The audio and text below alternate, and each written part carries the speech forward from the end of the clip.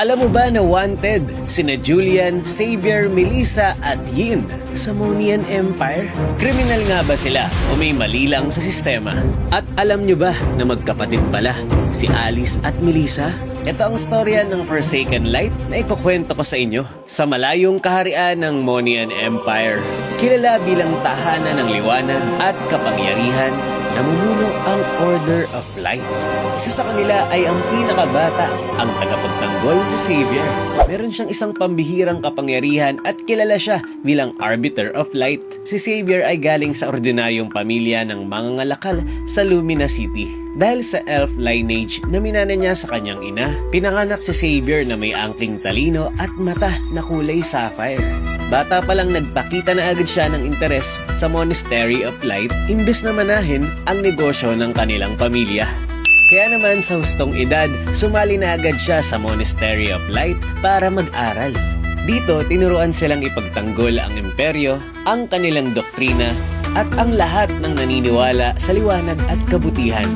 Pero sa kabila ng imaheng ito, may nakatagong madilim na liwanag na natuklasan si Xavier. May isang misyon ni Xavier na pumalpak dahil ayaw niyang makinig sa utos ng bishop. Pero dahil magaling siya, binigyan ulit siya ng chance na bumawi at ma-redeem yung kanyang image. Sa gitna ng kanyang bagong misyon, nakilala niya sina Melissa at Yin. Si Melissa ay merong maliit na patahian sa Lumina City, ang capital ng Monian Empire. Lumaki siya kasama ang kanyang ina na nagturo sa kanya ng pananahi. Mula pagkabata, natutunan niyang maging mabilis, maingat at malikain. Naku, kayang-kaya niyang pagsabayin ang maghabol ng tela, tumalon sa hagdan, at umikot sa shop ng walang aberya. Nang mawala ang kanyang ina, may pinamana sa kanya ito na isang manika. Siyempre, bilang bata na nangangarap na magkaroon ng ganitong laruan, malaki ang sentimental value nito para kay Melissa. Pero hindi lang pala isang ordinaryong manika ito. Ito ay isang voodoo doll. Kung anong gawin mo sa doll, mararamdaman din ng tao na nakalink dito. Parang kulam, ganun. Ginagamit niya ito para proteksyonan ang kanyang sarili at tumulong sa mga taong inaapi. Kumbaga siya ang takbuhan ng mga underdog. Isang gabi habang nagsasara na si Melissa ng kanyang shop, biglang may dumating na grupo ng mga armadong lalaki. O ito na, gaganti na sila kay Melissa. Agad siyang gumalaw at umiwas sa kanilang mga atake gamit ang kanyang mahika at galing. Pero may bigla pang humabol na kalaban. Pero bago pa man nito atakihin si Melissa, dumating si Yin. Wow! Knight and shining armor ang peg. Pero ito, hindi aksidente ang pagdating ni Yin sa patahian ha. Matagal niya na talagang hinahanap si Melissa, ang tanging tao na pinaniniwalaan niyang makakatulong sa kanya para mapalayas ang demonyo na nasa katawan niya, si Evil God Lee. So kung nakikita niyo si Yin, di ba, meron siyang mga rings na nakasuot sa kanyang arm. Hindi yun accessory na ginamit lang niya, pampapogi, ganun. Hindi yun basta-basta natatanggal kay Yin. Indicator yun ng evil god na nakasanib sa kanya. Habang nagaganap ang labanan, napansin din agad ni Melissa ang kakaibang aura ni Yin. May halo itong mabigat at misteryosong presensya na nagbibigay ng lakas na higit sa isang normal na tao. Dito sinabi ni Yin ang pinagmulan niya at ang pakay niya kay Melissa. Natagpuan si Yin na isang sanggol na nakalagay sa basket at pinalutang-lutang sa Floral Falls. Dito nakita siya ng mga ermitanyo at kinupkop at tinuruan din siya ng mga ito ng martial arts. Isang hapon habang nagliliwaliw si Yin, isang kakaibang enerhiya ang dumaloy mula sa kabila ng lambak at pumasok sa katawan niya. Sinaliban siya ng evil god na si Lee. Ito ang uri ng evil god na walang katawan, kaya kailangan niya ng ibang tao para maging host. Mas malakas na host, mas lumalakas ang kapangyarihan ni Lee. Si Yuzong, na nagsisilbing mentor ni Yin, ang nagsabi sa kanya ng tungkol kay Melissa para makontrol at matanggal si Lee sa katawan niya. Sa mas malalim na kwento guys, actually si Yuzong talaga ang sumira ng seal kung saan nakakulong si Lee ng mahabang panahon.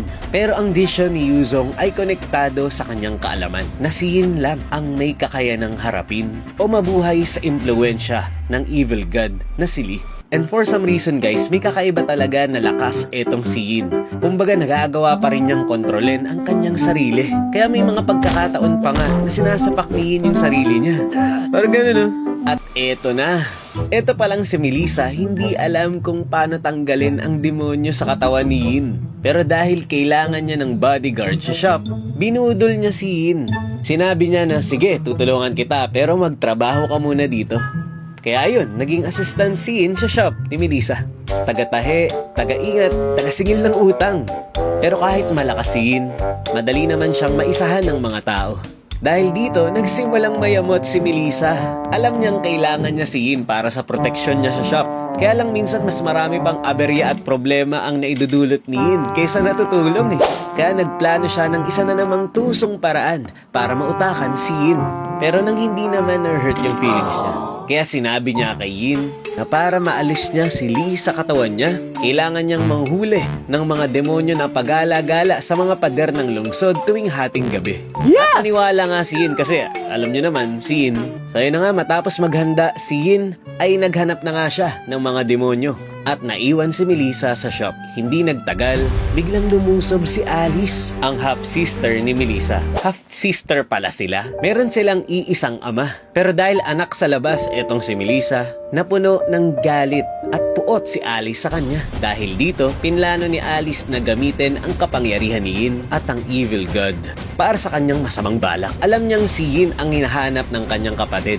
Handang gawin ni Alice lahat. Makuha lang niya si Yin sa kamay ni Melissa. Kasi alam niyo naman si Alice, nagre-recruit yan ng mga miyembro ng kanyang imperyo. Nagpang-abot na nga ang magkapatid. Si Melissa kahit na siya ay magaling ay wala siyang binatbat at halos matalo na siya ni Alice. Pero bago tuluyang matalo si Melissa, saktong dumating si Yin. Nung tinanong ni Melissa kung bakit siya bumalik, simple lang ang naging sagot ni Yin. May masamang aura akong naramdaman sa shop. Akala ko ito na yung demonyong kailangan kong mahuli. Dahil sa ingay ng labanan mula sa shop, napansin ito ng Monian Empire guards. Nagmadali silang pumunta sa shop at nagawang paalisin si Alice. Naging mas mapanganib na ang buhay ni Yin at Melissa. Hindi na rin sila ligtas sa Lumina City. Nilagyan na rin kasi sila ng bounty at tinuring na kriminal dahil sa dinulot nilang gulo doon sa syudad. Nagkataon na nung gabing iyon, si Xavier ang naatasang magbantay sa mga kalsada ng Lumina City. Habang nagpapatrol, nakita niya ang dalawa na hinahabol ng mga halimaw ni Alice. Agad namang kumilaw si Xavier. Tinaboy niya ang mga halimaw at niligtas ang dalawang kabataan sa panganib. Pero dahil dito, automatic naging wanted na rin si Xavier kasi tinulungan niya yung technically ay kriminal. Dali-dali silang umalis sa lungsod at nagtago sa mga kabundukan. Dito, panandalian silang nakatakas sa pagmamasid ng imperyo. Ginamit na rin ni Xavier ang pagkakataon na turuan ng tamang pakikipaglaban yung dalawa. Bilang dating arbiter of light ng Monian Empire, ipinagtapat niya rin sa dalawa ang mga lihim na nakatago sa simbahan at sa imperyo na ginagawang manipulahin ng Church of Light ang mga tao. Isang araw habang nagsasanay sa bundok, nakaramdam si Xavier ng kakaibang presensya. Isang misteryosong silhouette ng isang lalaki ang lumitaw sa di kalayuan. Tahimik pero puno ng intensyon. Agad niyang naramdaman ang banta. Ito si Julian, isang ulilang bata na nagpagala-gala sa lansangan ng Monian Empire. Dito napansin ng Archbishop ang potensyal niya at kinupkup siya. Ito rin ang nagbigay ng pangalan niya na Julian. Pinadala siya sa Imperial Academy, isang sangay ng imperyo na nagsasani ng mga ravens para maging isang lihim na tagalinis ng kalat ng imperyo. Parang mga assassin ganun. Sa academy, natutunan ni Julian ang pinakamahigpit na disiplina, martial arts at mga taktika para sa mga pinakadelikadong misyon. At take note, mga ulilang bata lang ang nandito sa Imperial Academy. Ang mga estudyante na nakakapasa ay pinipiling maging ravens. Ngayon, bilang huling misyon, inutusan si Julian na harapin si Xavier at ang kanyang mga kasama na sa pagkakaalam niya ay 3 kriminal na nagbabalak lumaban sa sistemang pinaglilingkuran niya. At eto na, nagkaharap na nga sila. Mabilis na napahina ni Julian ang mga kaedad niya. Dito agad na rumisponde si Xavier para maitakas pa ang dalawa. Pero masyadong malakas etong si Julian. Sa muli nitong pag-amba ng atake, umihip ang hangin. Doon nakita ni Xavier ang pilat sa noo ni Julian. Gulantang at puno ng pagsisisi. Bumalik ang mapait niyang kasalanan. At sabi niya, kung ikaw ang dumating para linisin ako, tatanggapin ko natapos ng lahat ang iyong ina. Pagkarinig ng mga salitang iyon, natigilan si Julian. Kalat ang pagkabigla sa mata. Napasigaw siya. Ang aking ina! Alam mo ang nakaraan ko? Nag-aninlangan at napatahimik si Xavier kung sasabihin pa ba niya yung nagawa niya. Nagpasya siyang sabihin ang katotohanan. Ready na ba kayo? Ito na. Throwback tayo, 10 taon ang nakaraan. Ito yung pumalpak na misyon ni Xavier. Naatasan siya na lusubin ang mga tinaguriang tiwalag na malalayang panday or free smiths. Ang plano, aalalayan ni Xavier ang secret force ng mga Raven para atakihin ang kuta ng mga panday. Ito ay para pagbayarin at magapi ang kumakalat na kasamaan sa Landokdon.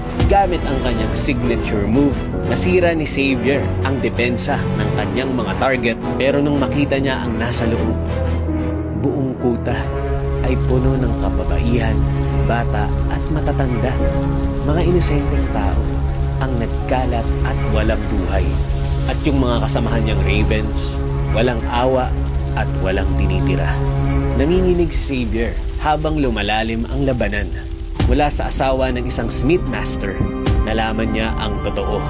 Hindi pala tungkol sa pagpigil ng mga kriminal ang misyon na ito, kundi parang nakawin ang sikretong mahika ng mga panday. Sa kauna-unahang pagkakataon, nagduda siya sa utos ng obispo. Bago pa siya makapagdesisyon, isang Raven sa likod niya ang naglabas ng flying knife. Wala nang buhay ang babae sa isang iglap. Naramdaman niya ang kilos sa dilim. Isang batang may pulang buhok, natatakot at naguguluhan. Katago. Biglang bumalik sa alaala ni Julian ang gabing iyon na tila kidlat na tumama sa kanya. Kita niya ang muka ng kanyang ina, punong-puno ng kabutihan at pagmamahal. Naroon ang kanyang ina, inaalalayan ang mga labi niya at tinuturuan siyang ngumiti kahit puno ng pangamba. At habang nagtatago sa likod ng mga kahon, pinilit niyang ngumiti kahit nanginginig na siya. Ang ngiting iyon ay tumagos sa puso ni Xavier at tila ba nabuhusan siya ng malamig na tubig. Galit na sumigaw si Xavier.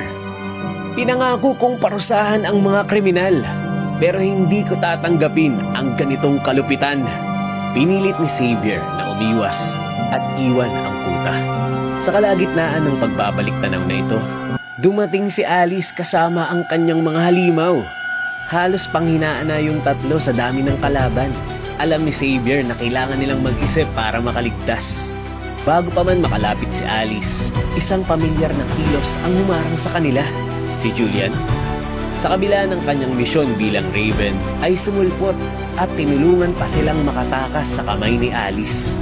Ramdam ni Julian ang isang bagay na mas malalim, ang pangangailangan na malaman ang katotohanan tungkol sa kanyang mga magulang at sa pinagmulan niya. Sa pagkakataong iyon, ipinakita niya ang bagong paninindigan na hiwalay sa imperyo. Dito nagsimula ang Forsaken Light, ang samahan nilang apat na tinatangkilik ang sariling katarungan, humaharap sa dilim at liwanag sa kanilang pamamaraan at hindi na sumusunod sa sistemang mali ang landas na dinadaanan. Hindi sila taksil o kriminal, sila ang mga taong naliwanagan at alam ang tunay na kabutihan at hindi nakadepende sa aninong inalalatag ng kapangyarihan.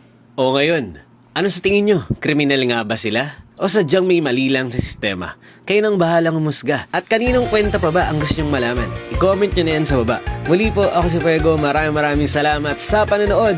And to God be the glory.